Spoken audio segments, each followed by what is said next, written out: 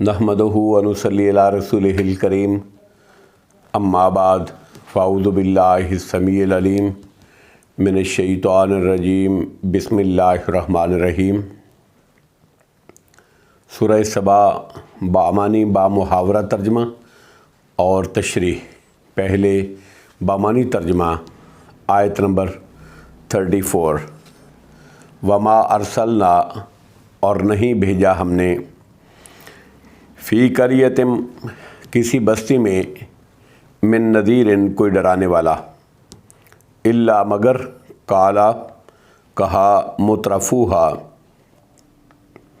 उसके खुशहाल लोगों ने इन्ना बिलाशुबा हम बिमा उस चीज़ का उर्सिल तुम जो तुम भेजे गए हो बही उसके साथ काफिरून कुफ़र करने वाले हैं, इनकार करने वाले हैं। आयत नंबर 35। वक़ालू और उन्होंने कहा नहनो हम अक्सरो ज़्यादा हैं तुमसे अमवालम व औलादा माल में और औलाद में वमा नहनो और नहीं हैं हम बिमुअज़्ज़बीन अज़ाब दिए जाएंगे। आयत नंबर 36।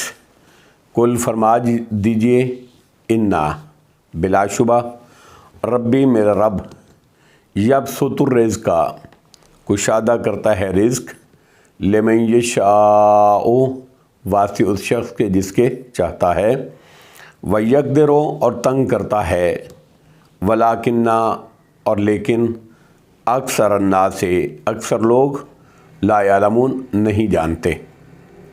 आयत नंबर 37। वमा और नहीं हैं अमवालुकुम तुम्हारे माल वला और ना औलादुकुम तुम्हारी औलादें बिल्लती ऐसी चीज़ के तुकर्रिबुकुम वो करीब कर दे तुम्हें इंदाना हमारे पास ज़ुल्फ़ा करीब करना इल्ला मगर मन जो आमना ईमान लाया व अमिला सालिहन और उसने नेक अमाल किए साले अमाल किए फ़उलाइका बस यही लोग हैं लहुम उनके लिए जज़ाउज़्ज़िफ़े दुगना बदला बिमा बसबाब उन अमलों के जो आमिलू उन्होंने किए वहुम और वो फ़िल गुरफ़ाते बाला खानों में आमिनून अमन से रहेंगे। आयत नंबर 38। वल्लदीना और वो लोग यसआउना कोशिश करते हैं फ़ी आयातिना हमारी आयतों के जुटलाने में मुआजिज़ीना हमें आजिज़ करने वाले हैं उलाइका वही लोग फ़िल अज़ाब में मुख़्ज़रून हाज़िर किए जाएंगे।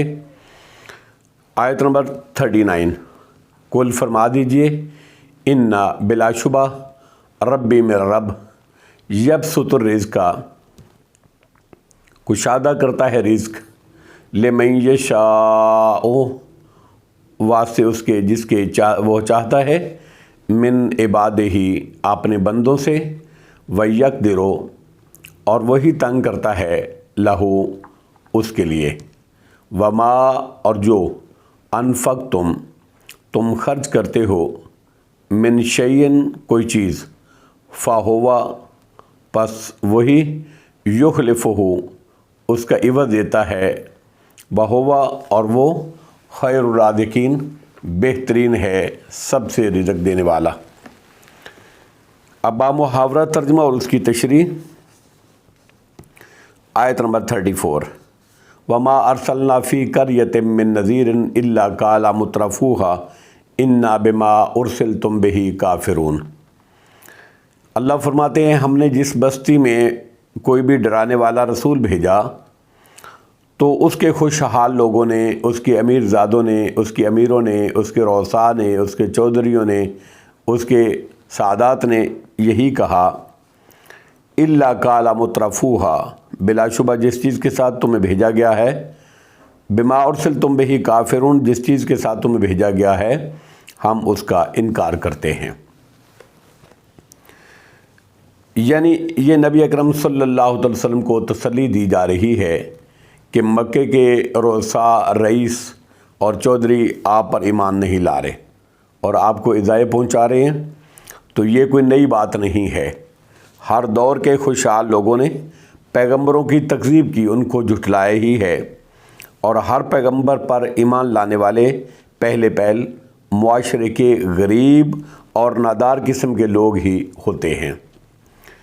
جس طرح حضرت نوح علیہ السلام کی قوم نے اپنے پیغمبر سے کہا انؤمن لک واتبعک الارذلون، کیا ہم تجھ پر ایمان لائیں جبکہ تیرے پیروکار کمینے لوگ ہیں۔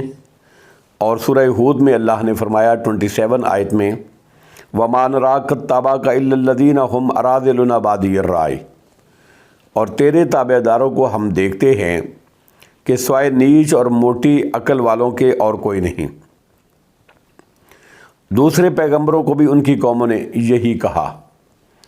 سورہ انعام کی آیت نمبر 153 اور 133 میں بھی ہے، سورہ اعراف کی آیت نمبر 75 میں بھی ذکر ہے، اور سورہ بنی اسرائیل کی آیت نمبر 16 وغیرہ میں بھی ہے۔ مترفون کے معنی ہیں اصحاب ثروت و ریاست اور خوشحال جن میں بڑائی بھی ہو۔ آیت نمبر 35 وَقَالُوا نَحْنُ أَكْثَرُ أَمْوَالًا وَأَوْلَادًا وَمَا نَحْنُ بِمُعَذَّبِينَ،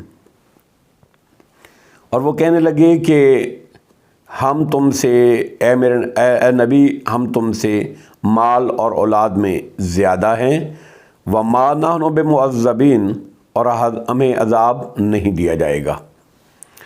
یعنی جب اللہ نے ہمیں دنیا میں مال و اولاد کی کثرت سے نوازا ہے تو قیامت بھی اگر برپا ہوئی تو ہمیں عذاب نہیں ہوگا۔ گویا انہوں نے دار آخرت کو بھی دنیا پر قیاس کیا کہ جس طرح دنیا میں کافر اور مومن سب کو اللہ کی نعمتیں مل رہی ہیں، آخرت میں بھی اسی طرح ہی ہوگا۔ حالانکہ آخرت تو دار الجزا ہے، وہاں تو دنیا میں کیے گئے عملوں کی جزا ملنی ہے، اچھے عملوں کی اچھی جزا ملنی ہے اور برے اعمال کی بری سزا ملنی ہے، جبکہ دنیا دار الامتحان ہے۔ یہاں اللہ تعالیٰ بطور آزمائش سب کو دنیاوی نعمتوں سے سرفراز فرماتا ہے، یا انہوں نے دنیاوی مال و اسباب کی فراوانی رضا الہی کی دلیل سمجھی، حالانکہ ایسا بھی نہیں ہے۔ اگر ایسا ہوتا تو اللہ رب العزت اپنے فرما بردار بندوں کو سب سے زیادہ مال اور اولاد سے نوازتے۔ آیت نمبر 36 قُلْ إِنَّ رَبِّي يَبْسُطُ الرِّزْقَ لِمَن يَشَاءُ وَيَقْدِرُ وَلَٰكِنَّ أَكْثَرَ النَّاسِ لَا يَعْلَمُونَ، اے نبی اکرم صلی اللہ تعالیٰ علیہ وآلہ وسلم فرما دیجئے بلا شبہ میرا رب جس کے لیے چاہے رزق کشادہ کرتا ہے، فراخ کرتا ہے، زیادہ کرتا ہے، اور جس کے لیے چاہے تنگ کرتا ہے۔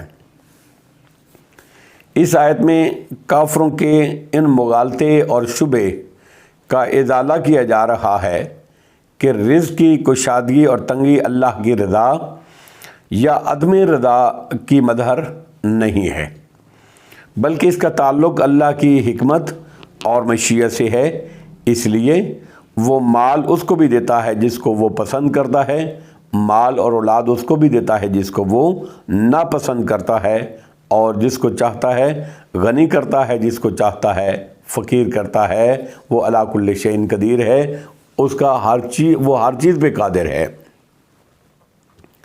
ولیکن اکثر الناس لا یعلمون، لیکن اکثر لوگ نہیں جانتے۔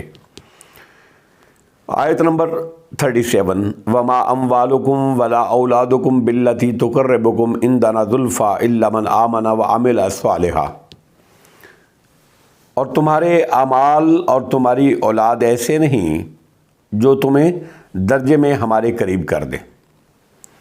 یعنی یہ مال اس بات کی دلیل نہیں ہے، یہ مال اولاد اس بات کی دلیل نہیں ہے کہ ہمیں تم سے محبت ہے اور ہماری بارگاہ میں تم ہی خاص مقام حاصل ہے، تم ہی مقرب ہو۔ عندنا زلفیٰ الا من آمن وعمل صالحا، جو تمہیں درجے میں ہمارے قریب کر دے مگر مقرب وہ ہے جو ایمان لایا، الا من آمن وعمل صالحا، مقرب وہ ہے اللہ کا، اللہ کے نزدیک وہ ہے، اللہ کے قریب وہ ہے جو ایمان لایا اور اس نے نیک عمل کیے۔ یعنی یہ مال اس بات کی دلیل نہیں ہے کہ ہم تم سے محبت اور ہماری بارگاہ میں تمہیں خاص مقام حاصل ہے۔ ہماری محبت اور قرب حاصل کرنے کا ذریعہ تو صرف ایمان اور عمل صالح ہیں، نیک عمل ہے۔ جس طرح حدیث میں آتا ہے، صحیح مسلم کی حدیث نمبر 2564 ہے کہ نبی اکرم صلی اللہ علیہ وسلم نے ارشاد فرمایا، اللہ رب العزت تمہاری شکلیں اور تمہارے مال کو نہیں دیکھتا، وہ تو تمہارے دلوں اور اعمال کو دیکھتا ہے، عملوں کو دیکھتا ہے۔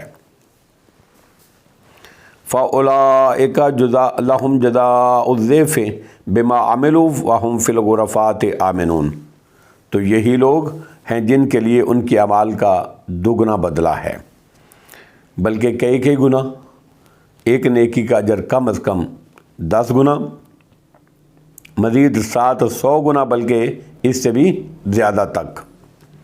وَهُمْ فِي الْغُرَفَاتِ آمِنُونَ، اور وہ بالا خانوں میں امن سے رہیں گے۔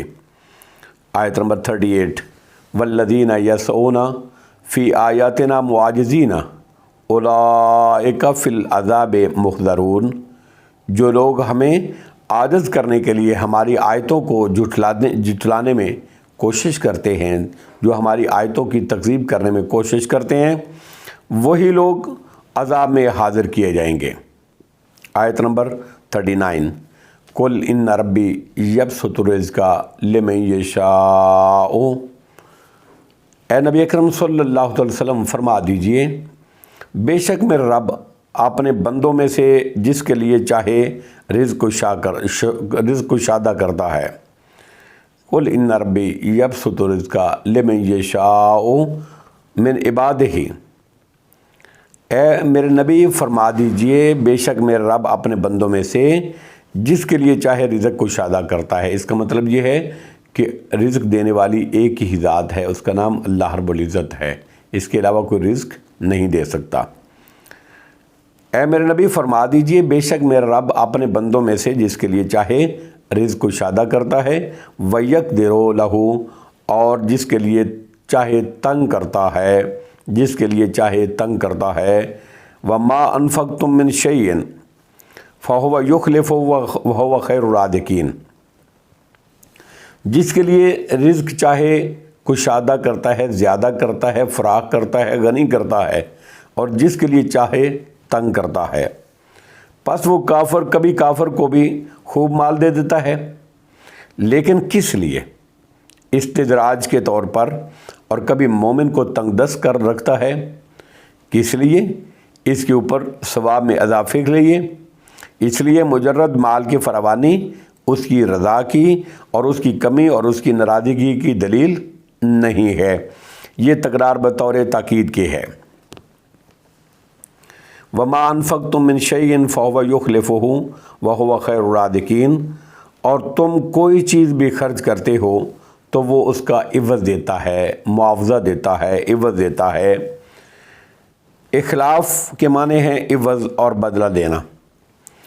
یہ بدلہ دینا بھی ممکن ہے اور آخرت میں تو یقینی ہے۔ حدیث قدسی ہے، یہ صحیح بخاری کی حدیث نمبر 4684 ہے۔ اللہ تعالیٰ فرماتے ہیں، انفق علیکا، تو خرچ کر، اے بندہ تو خرچ کر، میں تجھ پر خرچ کروں گا، یعنی بدلہ دوں گا۔ اور دوسری حدیث صحیح بخاری کی حدیث نمبر 1442 میں ہے، نبی اکرم صلی اللہ تعالیٰ علیہ وسلم نے ارشاد فرمایا، اللہم آت منفقاً خلفاً، اے اللہ خرچ کرنے والوں کو، دو فرشتے، نبی اکرم صلی اللہ علیہ وسلم نے فرمایا کہ 2 فرشتے ہر روز اعلان کرتے ہیں۔ ایک کہتا ہے، اللہم آت ممسکاً تلفا، اے اللہ خرچ نہ کرنے والے کے مال کو ضائع کر دے، اللہ کے راستے میں مال خرچ نہ کرنے والے کے مال کو ضائع کر دے۔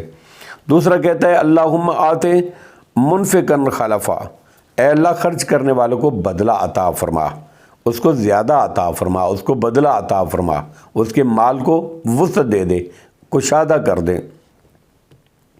وَهُوَ خَيْرُ الرَّازِقِينَ، اور اللہ ہی سب سے بہتر رزق دینے والا ہے۔